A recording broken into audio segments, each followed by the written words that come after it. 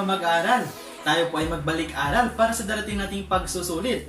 Tandaan po at huwag kalimutan dahil lahat na babanggitin ni teacher ay maaaring lalabas sa ating darating na pagsusulit.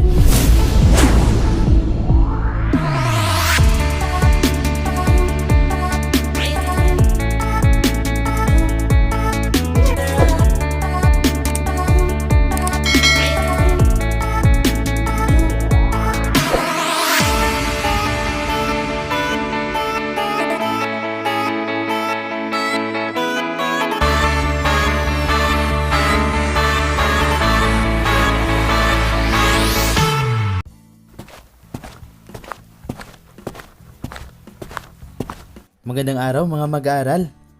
Tayo po ngayon ay magbalik-aral para sa darating nating pagsusulit. Ito ay ang third quarter. Makinig po dahil ang lahat na babanggitin ni teacher ay lalabas sa darating nating pagsusulit. Una muna ay ang ika-4 na baitang. Makinig po ng mabuti dahil pagkatapos po nito ay magtatanong po ako at siyang sasagot sa aking mga katanungan. Una, watawat. Ito ang pangunahing simbolo ng bansang Pilipinas. Kapayapaan, ang sinisimbolo ng kulay bughaw sa ating watawat. Kagitingan, ang sinisimbolo naman ng kulay pula sa ating watawat. Emilio Aguinaldo, ang nagdisenyo ng watawat ng Pilipinas. Hong Kong, dito tinahi ang bandila ng Pilipinas. Kawit Cavite, dito iniladlad sa unang pagkakataon ang bandila ng Pilipinas. Hunyo 12, 1898, idiniklara ni Emilio Aguinaldo ang kalayaan ng Pilipinas. Lupang Hinirang, ang pambansang awit ng Pilipinas. Coat of Arms, ito ang itinuturing na opisyal na sagisag ng bansang Pilipinas na kadalasan makikita sa mga uniforme ng mga military ng Pilipinas. Filipino, ang itinakdang pambansang wika at opisyal na wika ng Pilipinas.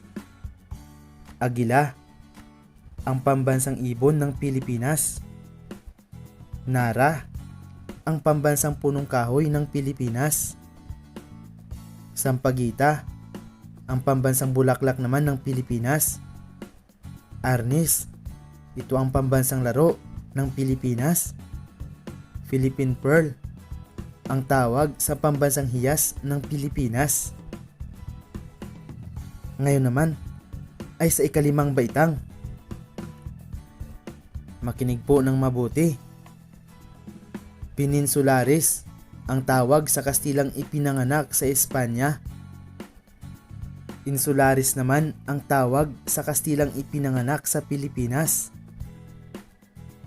Creoles, ang tawag sa Pilipinong ipinanganak sa Pilipinas na may lahing dayuhan. Indio, ang tawag sa Pilipinong ipinanganak sa Pilipinas noong panahon ng mga Espanyol. Principalia, ang tawag sa uri ng tao sa lipunan sa panahon ng pananakop ng mga Espanyol na mga dating maharlika at mayayamang Espanyol.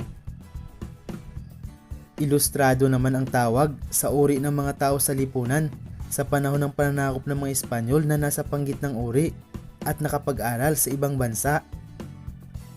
Masa naman ang tawag sa uri ng tao sa lipunan sa panahon ng pananakop ng mga Espanyol na tagapaglingkod sa mga mayayaman at nakararami. Jesuita, misyonerong nagtatag ng kolehiyo ng San Ignacio. Dominicano, misyonerong nagtatag ng Nuestra Señora del Rosario sa Maynila. Doktrina Kristiyana, ito ang kauna-unahang aklat na nailimbag sa Pilipinas noong 1593 sa pamamagitan ng silograpiko. Barlaan at Josaphat, sinasabing ang aklat na ito ang kauna-unahang nobela na nailimbag sa Pilipinas. Pasyon naman ang tawag sa aklat na nauukol sa buhay at pagpapakasakit ni Kristo. Compendio de la Lingua Tagala, ang aklat na ito ay akda ni Padre Gaspar de San Agustin noong 1703. Redaksyon naman ang tawag sa pagpapatira ng mga Espanyol sa mga mamamayan sa isang lugar upang tipunin. Relihiyon ang pangunahing layunin ng mga Kastila sa kanilang pananakop sa Pilipinas upang makuha ang loob ng mga Pilipino. Ngayon naman, dumako naman tayo sa ika-6 na baitang. Makinig po ng mabuti. Paris. Dito nagmeeting ang kinatawan ng Spain at United States upang solusyonan ang mga suliraning namamagitan sa dalawang bansa. Disyembre 21, 1898, ipinahayag ni Pangulong McKinley ang pananakop sa Pilipinas. Pasifikasyon. Ito ay isang patakaran na naglalayong supilin ang mga pag-aaklas sa pamahalaang Amerikano. Batas Brigandage. Nakasaad sa batas na ito na nagbigay ng kapangyarihan sa mga sundalong Amerikano na tugisin ang mga Pilipinong revolusyonaryo. Macario Sakay. Siya ang nahatulan ng kamatayan ayon sa Batas Brigandage na ipinatupad ng mga Amerikano. Batas Sedisyon. Ayon sa batas na ito, ipinagbawal ang anumang gawain, mapayapa man o hindi, na nag-uudyok ng paghimagsikan o pag-aaklas laban sa United States. Batas sa Rekonsentrasyon. Ayon sa batas na ito na mahuli ang mga gerilyang nagtatago sa liblib na pook o pamayanan. Batas Ukol sa Watawat ng 1907. Nakasaad sa batas na ito ang pagbabawal sa paggamit o pagwawagayway ng bandilang Pilipino sa anumang pagkakataon o saan mang lugar sa bansa mula 1907 hanggang 1919. Agosto 14, 1898, itinatag ang pamalaang militar ng mga Amerikano sa pamumuno ng isang gobernador militar. General Wesley Merritt, ang kauna-unahang gobernador militar sa bansa sa ilalim ng pamamahala ng Amerikano. General Elwell Otis, siya ang pumalit na gobernador militar kay General Wesley Merritt. Jacob Scorman, ang namuno sa unang komisyon na ipinadala ng Estados Unidos sa Pilipinas. William Taft, ang namuno sa ikalawang komisyon na ipinadala ng Estados Unidos sa Pilipinas. Batas Payne-Aldrich ng 1909. Nakasaad sa batas na ito na ang kalakal na iluluwas ng mga Pilipino ay may mga takda maliban sa bigas, ngunit ang mga kalakal na papasok sa Pilipinas mula Estados Unidos ay walang limitasyon o takda. Batas Simons-Underwood ng 1913. Nakasaad sa batas na ito ang malayang kalakalan at ilan dito ang pag-aalis ng mga takda sa mga produkto mula sa Pilipinas tulad ng asukal at tabako, dahil na rin sa kawalan ng kakayahan ng Pilipinas na makamit ang takda na itinalaga sa ilalim ng batas noong 1909. Ngayon mga mag-aaral, handa na ba kayo sa aking mga katanungan? Magtatawag po ako ng pangalan at ang pangalan na aking matatawag ay siyang sasagot sa aking mga katanungan. Una muna ay ang ika-4 na baitang. Handa na ba kayo, class? Ang una kong tatawagin ay si Arcaina. Arcaina, itong tanong ko sa iyo. Bibigyan kita, Jero, ng 2 pagpipilian. Ito ang pangunahing simbolo ng bansang Pilipinas. Ano po yan, Jero? Bibigyan kita ng 2 pilihan. Una, coat of arms. Pangalawa, watawat. Alin po ang tamang sagot, Jero? Very good, ang tamang sagot ay watawat. Susunod na sasagot sa aking katanungan ay si Daleri. Daleri, itong tanong ko para sa iyo. Sino ang nagdisenyo ng watawat ng Pilipinas? Bibigyan kita ng 2 pagpipilian. Una, si Dr. Jose Rizal. Pangalawa, Emilio Aguinaldo. Sino sa kanila ang nagdisenyo ng watawat ng Pilipinas o ang bandila ng Pilipinas? Alright, ang tamang sagot ay Emilio Aguinaldo. Susunod na sasagot sa aking tanong ay si Parafina. Parafina, itong tanong ko para sa iyo. Ano ang tawag sa pambansang hiyas ng Pilipinas? Bibigyan kita ng dalawang pagpipilian. Una, Philippine Pearl. Pangalawa, Philippine Eagle. Alin po ang tamang sagot? Very good, ang tamang sagot ay Philippine Pearl. Sunod na sasagot sa aking tanong ay si Santos. Santos, itong tanong ko para sa iyo. Ano ang tawag sa pambansang ibon ng Pilipinas?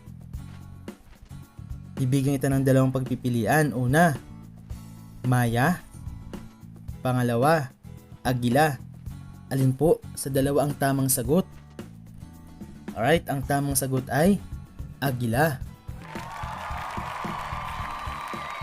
Ngayon ay dumako naman tayo sa ikalimang baitang. Handa na ba kayo? Ikalimang baitang. Ang una kong tatawagin ay si Bertumen. Bertumen, itong tanong ko para sa iyo. Ano ang tawag sa Kastilang ipinanganak sa Espanya, ngunit dito naninirahan sa Pilipinas?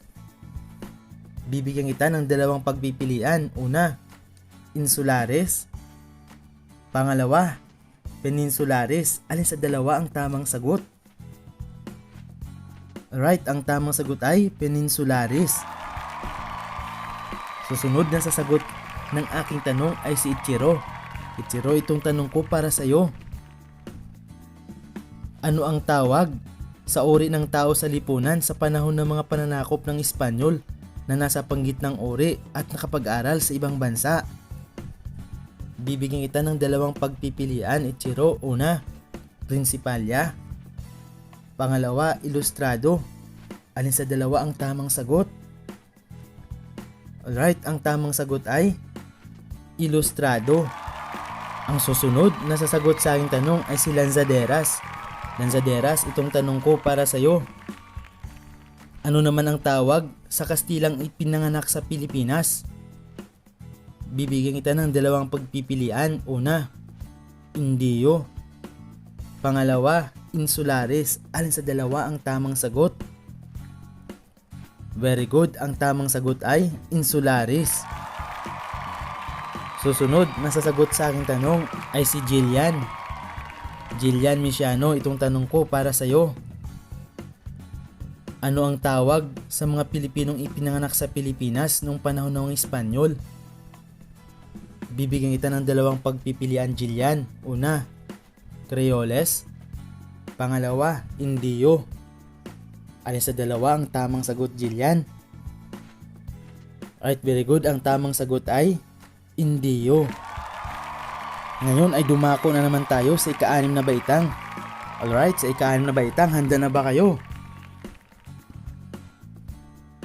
Ang una kong tatawagin ay si Cruz. Cruz, itong tanong ko para sa iyo. Kailan ipinahayag ni Pangulong McKinley ang pananakop sa Pilipinas? Bibigyan kita, Cruz, ng dalawang pagpipilian. Una, Disyembre 22, 1898. Pangalawa, Disyembre 21, 1898. Alin sa dalawa ang tamang sagot? Alright, ang tamang sagot ay Disyembre 21, 1898. Ang susunod na sasagot sa aking tanong ay si Rivera. Rivera, itong tanong ko para sa iyo.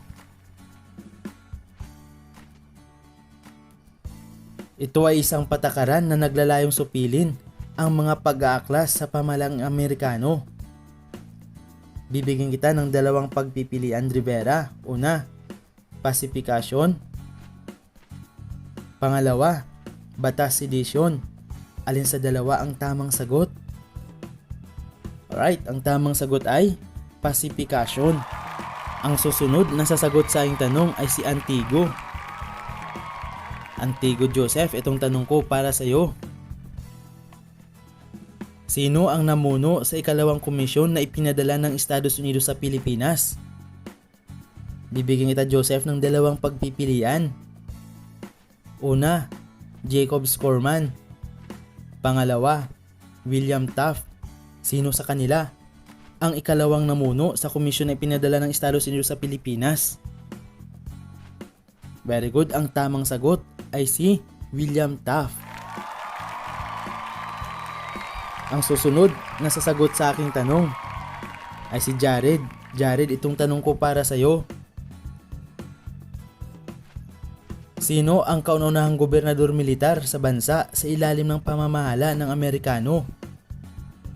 Bibigyan kita, Jared, ng dalawang pagpipilian. Una, General Elwell Otis. Pangalawa, General Wesley Merritt. Sino sa kanila ang tamang sagot? Alright, ang tamang sagot ay si General Wesley Merritt. Ang huli kong tatawagin ay si Gilliard. Gilliard, Jude, itong tanong ko para sa'yo. Dito nagmeeting ang kinatawan ng Spain at United States upang solusyonan ang mga suliraning namamagitan sa dalawang bansa. Bibigyan kita, Jude, ng dalawang pagpipilian. Una, sa Paris. Pangalawa, sa Hong Kong. Alin sa dalawa ang tamang sagot? Alright, ang tamang sagot ay sa Paris. Huwag kalimutan ang ating napag-aralan. Maraming salamat sa pakikinig at panunood. Good luck sa ating darating na pagsusulit. Maraming salamat.